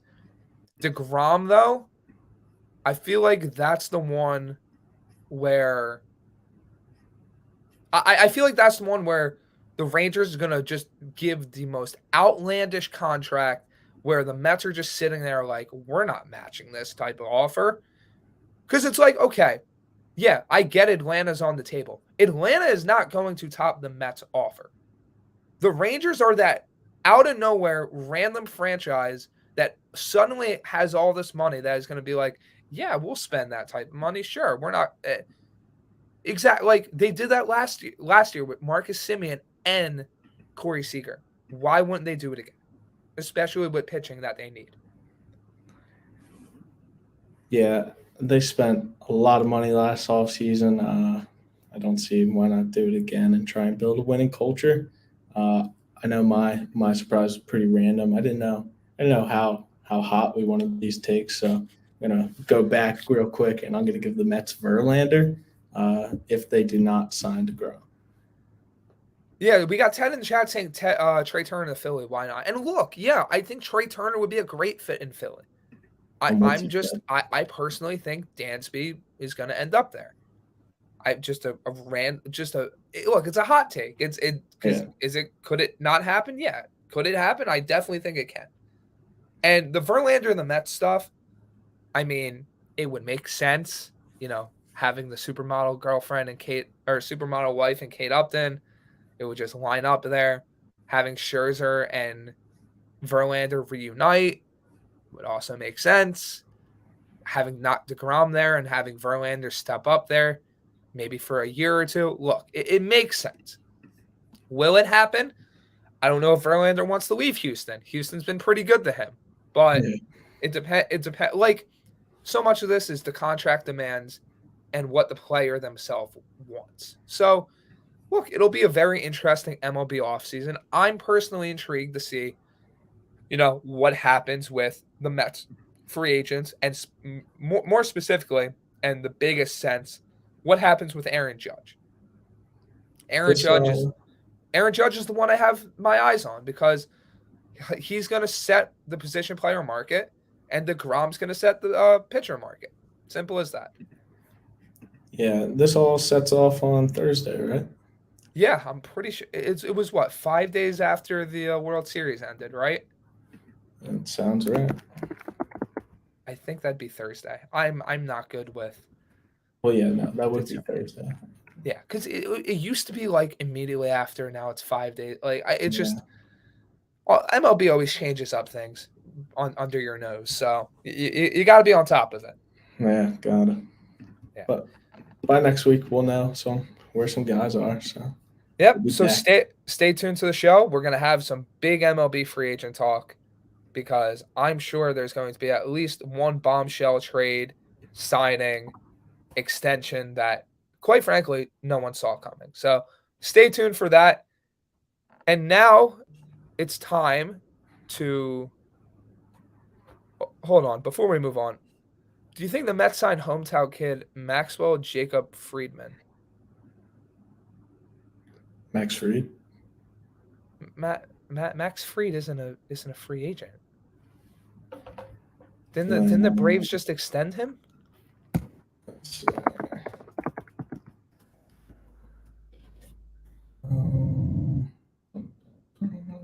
Am I missing something, Ted? Like who's arbitration 3 and 4 the next 2 years. I mean, if Max Fried was a free agent, I mean, yeah, that'd be a great signing. I didn't think he was anywhere near free agency. Close enough. Close enough. All right. Who knows? I'm gonna go with no though. So, like I said before, if you guys have any questions or anything you want answered, doesn't have to be fancy. It can be anything. Just drop that in the chat, and we'll get to that as soon as possible. It's time to move on to some NBA talk because the Knicks are and this is not a insult. The Knicks are mid right now. They're mid. Sorry. They're not bad. They're not great, but they're mid. Austin, do you want to elaborate on that? Yeah, the Knicks started out 5-5 on the season. Currently sit 7th in the East, so they would be in the play-in. I mean, a little better start than what we maybe expected. Maybe kind of exactly what we expected. A few big wins. They beat the Sixers last week, and last night they beat up on the Timberwolves. We saw Julius Randle. He balled out. Someone I was taking notes on, Cam Reddish. He continues to provide a spark to this team. This team right now, 10th in rebound or points per game and 2nd in rebounds per game. So pretty impressive stuff so far. Good, decent start for this team. What have you seen as a resident Knicks fan? Jalen Brunson. Jalen Brunson has been vital to this team. You know, you talk about the Timberwolves game last night. Brunson himself had 23 points, 8 assists, 5 rebounds. You know, it's incredible what happens when you have a point guard. It's simple as that. And the fact that the Knicks were able to get good Julius Randle last night, very important because when you get bad Julius Randle, he has the potential to tank your team. You know, also looking at this, good to see RJ Barrett getting back in the swing of things. He had 22 last night. He's starting to get going. You also got, look, Cam Reddish only had 8 points, but he's doing his thing off the bench in certain games. Quickly has been pretty good off the bench as well. Last night he had 9, 1, and 4. Obi Toppin, this dude needs to play more. In 26 minutes, he had 15, 3, and 7. He's been this asset the Knicks have had coming off their bench for a good few years now, and they just need to give him more run because he always makes good things happen whenever he's on the floor. You know, moving forward in terms of who the Knicks play, they have a key critical matchup with the lesser New York team, if we want to touch on that, in terms of the Brooklyn Nets. Tomorrow night, 7:30. Then this weekend, they have the Pistons on Friday, and then they have the Thunder on Sunday. And then Tuesday, the night of our show at 9 p.m., they are in Utah to take on the suddenly upstart Jazz. So, you know, just looking at those games, I think they should be able to win at least 2 of them, if not 3 or more. You know, the Nets are kind of a dumpster fire right now. We'll touch on that in a little bit. Pistons are still a young team, and the Thunder are a team that the Thunder are someone that, as a playoff team, the Knicks should beat. A team with aspirations for the playoffs. They should beat the tanking Oklahoma City Thunder. Yeah, I agree. Nets tomorrow. We'll get into them. Pistons and Thunder. I agree. Pick up 2 wins there, and we'll see how they're looking when we get to that Jazz game next week. You want to talk about Brooklyn Nets? Yeah, let's get into them. Start a few weeks ago. I posed some questions for this Nets team. I said they're 2 superstars, Kyrie Irving, Kevin Durant. They had to be loud, but only on the court. We see what's going on. I'm sure we all know what's happened, transpired over the past week with Kyrie Irving. Which obviously we do not condone any of his actions. You know, anti-Semitism, no matter what form, not welcome, not good.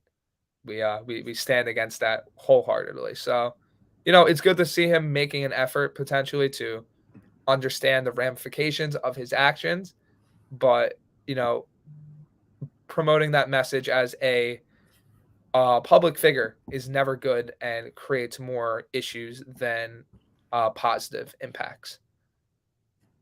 Yeah, retweet what Brandon said. But I asked 2 questions, or I said they have to be loud, but only on the court, and off the court, keep it down. And Steve Nash has to, show he can hold it all together. And, they failed me on both of those. They really did. And on top of it all, Ben Simmons, it's just not that good. Sorry about it. Yeah, I don't know. They're slowly crumbling. It's crazy. KD's still that guy. KD's still a baller. Let's not get it twisted here. But just they failed. They failed what I had, the challenges I had for them. And they did it so fast. It's been like 10 games. Yeah, it's been rough. There was a point in the season I haven't fully checked stats again, but as recently as last week, Ben Simmons was very close to averaging the same number of turnovers as he was points. Or same number of fouls as he is points. Yeah, it's a bit of a dumpster fire over there. Quite frankly, this is a situation I don't see getting much better.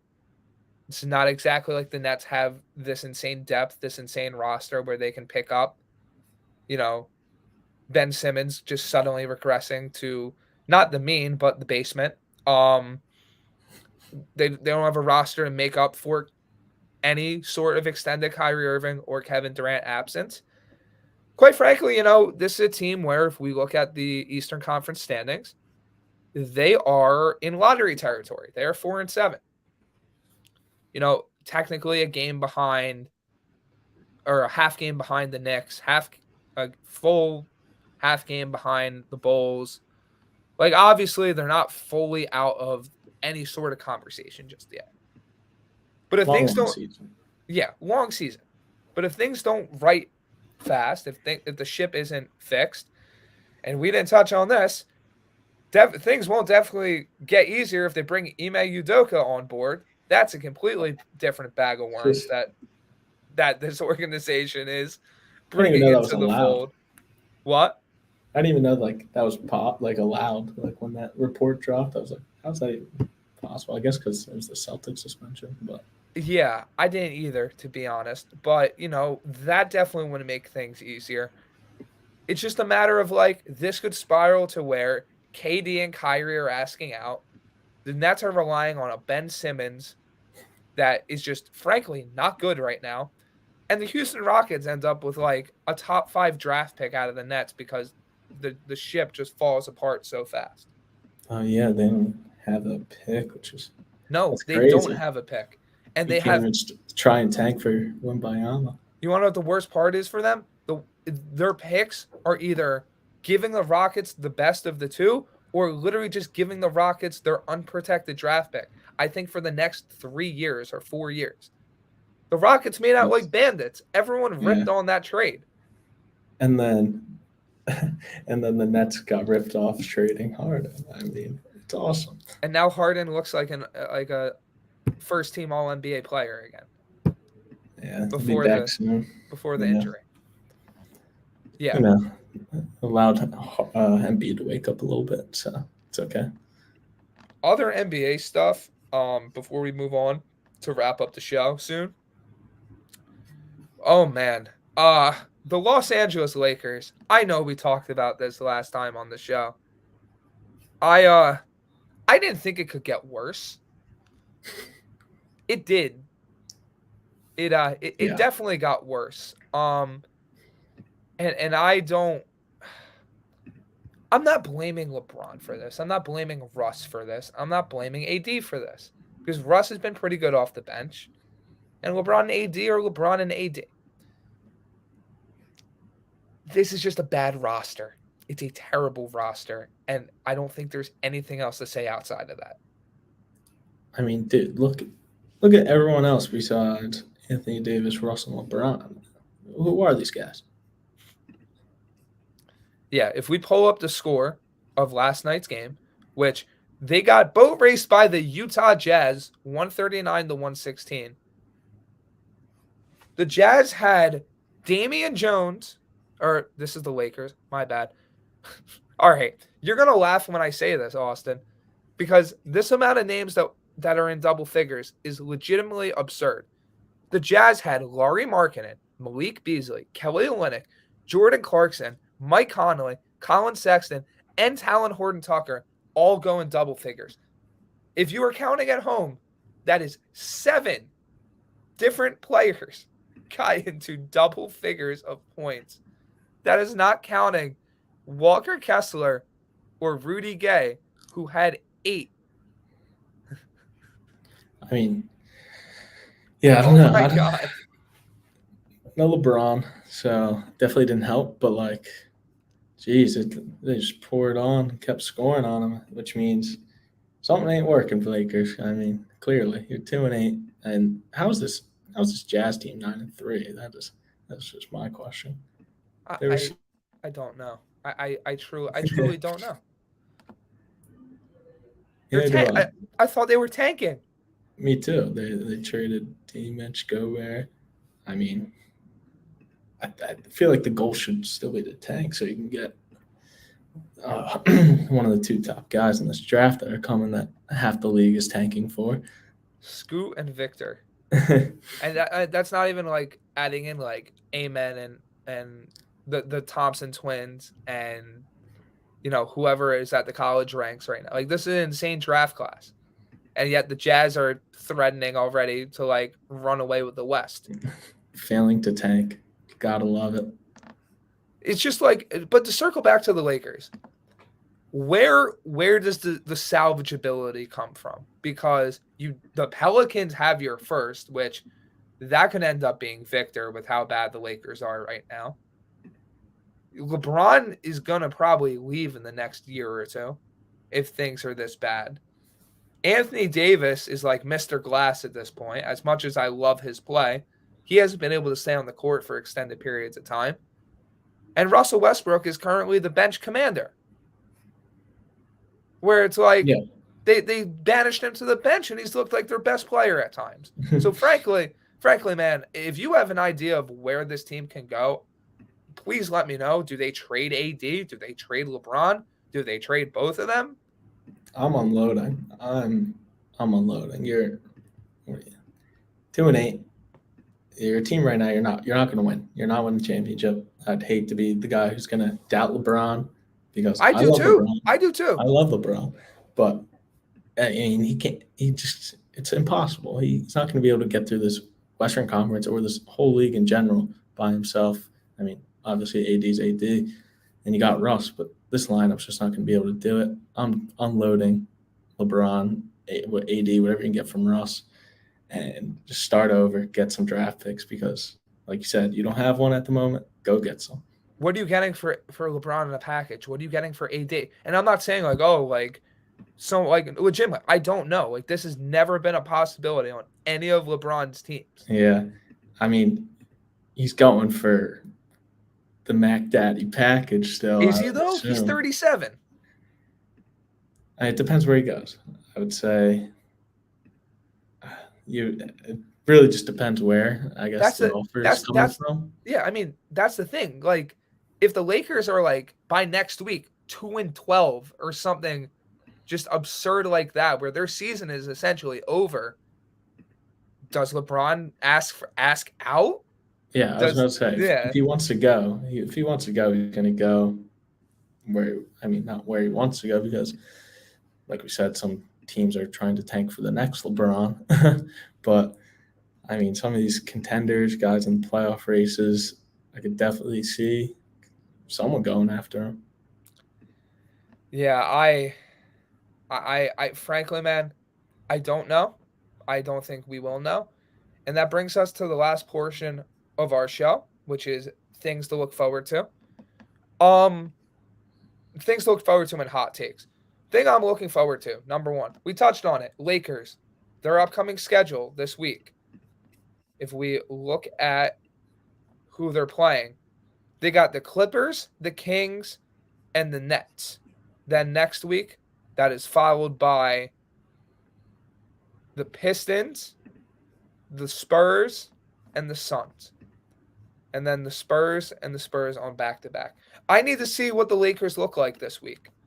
I need to see if they're able to, improve, get better, show that they're, leveling up as a team and going to possibly make a run at a play-in, which I think is the only way they can get in the playoffs right now. And if they bottom out, you're going to start seeing the trade rumors swirling. That's the main key basketball-wise what I'm looking for.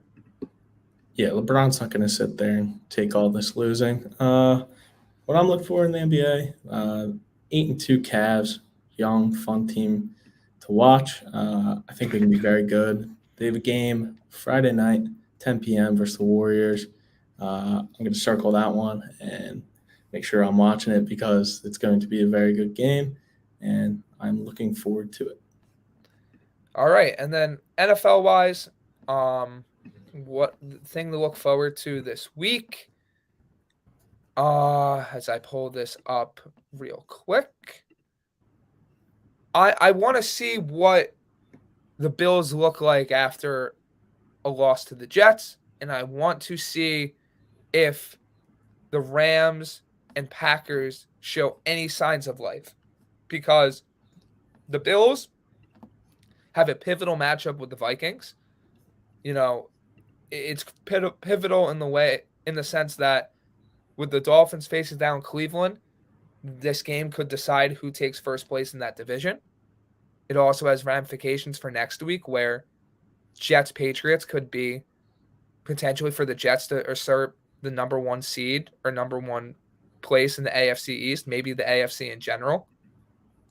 And then in terms of the Rams and Packers, Rams play the Cardinals and the Packers play the Cowboys. So these are two games where do these teams have any signs of life? We're almost we're past the halfway point. If things don't turn around soon, you're going to be in trouble. You're really going to be in for a rough time, and you're going to have to blow some things up. So that's really what I'm looking for in the sense of the NFL landscape this week. Yeah, for me, I know we talked a lot about the Giants, but I really just want to see them go out there, handle their business, and kind of crush on the Texans this week. The matchup kind of works out well. You have your best player in Saquon going up against the worst rushing defense in football at the moment. Go get it done, crush them, commanding win, and show you're a real force in the NFC. And one more, we got Germany football this week. I think it's the first ever game being played in Germany. Seahawks, Bucks. Gino Brady. I'm all in for it. I think we'll get a good one. Yep. So last thing we'll touch on real quick. Keg Carr. He says he has Mahomes, Saquon, Walker, J-Jet, Pittman, ETN. That's a loaded team, my friend.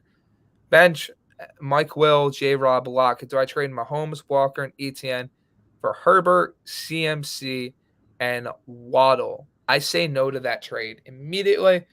Herbert, as much as I love him, has been great. Or Herbert, as much as I love him, has not been great this year. Mahomes has been. And you're not really gaining value by trading away Walker and ETN, because as much as CMC and Waddle are great, all four of those players have been very good this season. I'm with Brandon. All right, so that brings us to the end of our show. Thank you guys so much for joining us on another edition of it. We'll be back next week covering the Giants game against the Texans, MLB free agency, the NBA. Do the Lakers figure out their stride? How are the Knicks and Nets doing?